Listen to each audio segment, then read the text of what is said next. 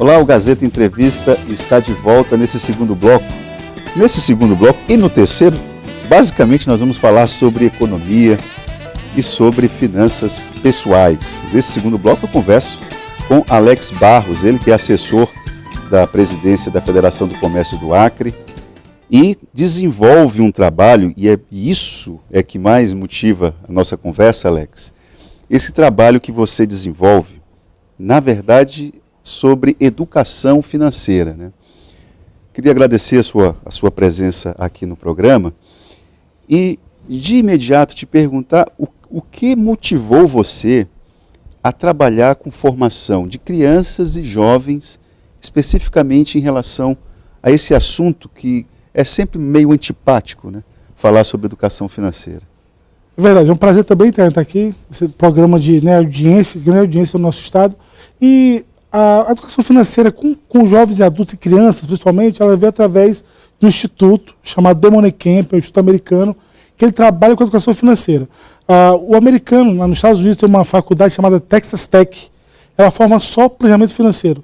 Nos Estados Unidos há uma cadeira de educação financeira. No Brasil não temos isso. E as finanças são responsáveis por vários problemas. A OMS hoje ela fala que o endividamento causa um problema de saúde. O IBGE divulgou, no censo de 2016, que 72% dos divórcios no Brasil são por causa de problemas financeiros. Então, as finanças ela têm uma causa, não só no aspecto do dia a dia, da contabilidade, mas principalmente no relacionamento. Quer dizer, então, que as finanças elas estão muito mais presentes no nosso dia a dia do que a gente consegue perceber, né? Porque quando se fala a respeito de educação financeira, nós imediatamente raciocinamos dinheiro. Exatamente. Mas envolve outros aspectos. Envolve aspecto comportamental. Ano passado eu desenvolvi um trabalho com o Corpo de Bombeiros, que foi um trabalho pedagógico, educação financeira, e nós fizemos conscientização com os bombeiros, trabalho com os bombeiros, para tentar diminuir o endividamento. Agora, Alex, essa ideia de que, se eu ganhasse tanto, resolveria o meu problema. E é uma ideia perigosa porque... É um mito. É um mito. Porque... Quanto mais ganha, então, mais gasta. Você já ganhou menos do que você ganha hoje. Eu já ganhei menos... Já foi possível isso. Né? Eu já ganhei menos do que eu ganho hoje. E mudou alguma coisa depois que eu passei a ganhar mais? Não. Porque a gente vincula muito, e aí é um problema sério, quando falo em finanças, eu falo em controle. Mas finanças não é controle, é comportamento. O que faz com que o meu orçamento fique desequilibrado é aquela compra por impulso. É eu comprar aquilo que eu não preciso, mas que eu fui levado a comprar por um desequilíbrio emocional. O gastador ele tem um ciclo, ele está bem, aí a esposa briga com o marido, e aí ela pega o cartão de crédito, vai no shopping, começa a comprar, aquilo gera uma sensação de alívio, só que logo depois vem a conta do cartão de crédito e gera o remorso. Então é um problema mais psicológico. Então, só que no caso das dívidas, das finanças, essa compra por impulso, ela se transforma em compulsão.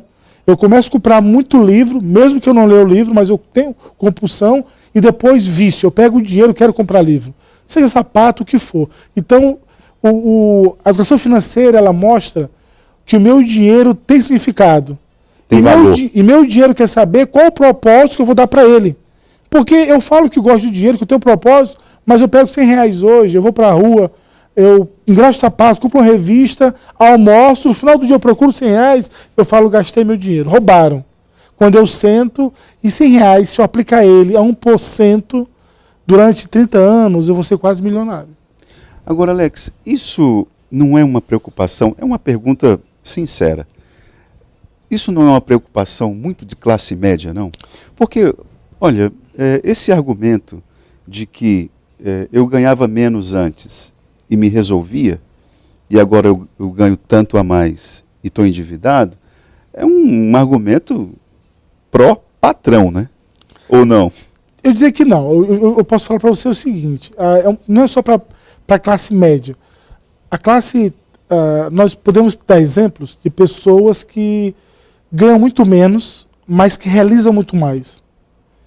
O problema não é o tanto que eu ganho. De passar em off, eu falei para você de um cliente meu que ganhava 39 mil e no bolso caiu 1.200. Ele não tinha como realizar nada. Ele é mais que classe média. E eu tenho clientes que trabalham vendendo sacolé, que em um ano realizaram muito. Fazendo apartamentos, montando o comércio. Mas, então, é isso que eu estou falando. É o propósito do dinheiro, tá? Essa retórica, o patrão que está ouvindo isso, fala assim, olha, tá vendo? Ah, entendi. Você ganha, você administra mal, mas você ganha um salário entendi. mínimo, por que... Não, aí nós temos que pormenorizar. Salário mínimo, por exemplo, foi reajustado agora, 4%, não deu nada. E aí, o que eu preciso fazer? A educação financeira entraria para essa pessoa no sentido de que como é que ela tem que se identificar como estão as finanças dela hoje. Qualquer cidadão, ele tem que saber. Ele tem que ter esse raio-x de quanto eu ganho quanto que entra dinheiro. E quanto eu gasto. Nós temos hoje, dia 9 agora foi divulgado, 9 de janeiro, no Brasil, fechou 31 de dezembro de 2018, 58% dos brasileiros endividados. 58% endividados, 28% inadimplentes. 71% deles no cartão de crédito. Depois carnê de loja não é classe média. E depois carro, parcela do carro. Então, eu não sei o quanto, eu não boto no papel o quanto que eu devo. Carnê de loja. Eu compro uma televisão, ela custa R$1.000, mas eu ganho R$900. Mas eu vou lá na loja, eu posso parcelar em 50 parcelas de R$50. 50 cabe no meu bolso. Aí eu faço outro carnê de 50, aí outro é 50. É isso que acontece. Quando eu identifico as minhas finanças, eu sei quanto eu ganho, quanto eu gasto, aí eu posso ver, não. Eu trabalho para ganhar mais, é o que nós chamamos hoje de empreendedor de subsistência, a pessoa que trabalha e vende bombom, vende doce, vende... Empreendedor de subsistência. Ele não é empreendedor nato, mas ele precisa complementar a renda dele. Se vira. Ele se vira, tá? Então, assim, essa pessoa, ele precisa disso. Ou aumentar a renda dele, ou ele faz o quê? Reduz os gastos. Mas, às vezes, ele está no limite. Ele não tem como reduzir gasto mais. Isso. E aí é complicado. Ele vai ter que fazer algo a mais. E aí, realmente não tem milagre. Aí é a vida, né? É a vida. Finanças é isso. Eu não tenho milagre. Eu não tenho como fazer algo diferente. Eu vou ter que aumentar a minha renda, tentar fazer alguma coisa. E a situação está difícil. Não está muito fácil para ninguém. Entendeu? Alex, antes, aquela ideia da mesada era uma ideia que não era muito simpática a muitos pais, a muitas famílias. Afinal de contas, a mesada, ela é importante? A família que tem condições de dar uma mesada para os filhos, deve fazê-lo? Ela é importante porque a criança, o jovem, tem que aprender a dar significado para as coisas. E o grande problema hoje é que nas famílias não se fala sobre dinheiro. O pai não fala de dinheiro com o filho, porque o pai é endividado e ele se acha incapaz, mas ele não pode fazer isso. A criança, ela não é aquela panela que tem teflon. A criança, ela não é antiaderente, ela adere tudo. Quando o pai fala, meu filho, eu não tenho dinheiro, aquilo preocupa a criança. Para ele, o pai dele está falido, pô, ele não tem dinheiro. Então, algumas coisas não podem ser faladas. O pai tem que fazer o quê? Ensinar a criança, levar no mercado para comprar e ensinar que eu consumo por dois motivos. Ou consumo por desejo ou por necessidade. Pai, eu quero levar isso. Você precisa? Para começar a educar. E aí chega a mesada. O que é importante na mesada? Você vai limitar o gasto que ela vai ter naquele período. Se ela gastar tudo em um dia só, meu filho, esse era para a semana inteira. E agora, papai? Só semana que vem.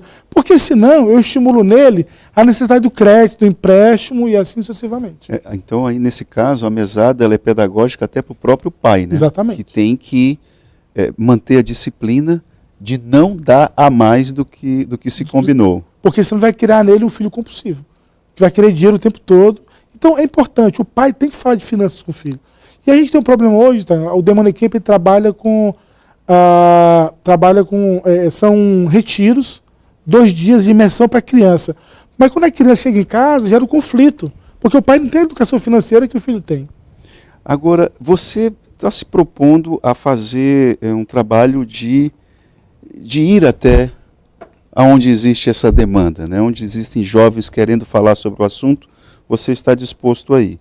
Como é que é esse trabalho? Como é que as pessoas podem te acionar para poder fazer palestra? Eu estou concluindo agora o projeto e aí eu vou buscar, na verdade, eu vou tentar fazer isso através das associações de bairro.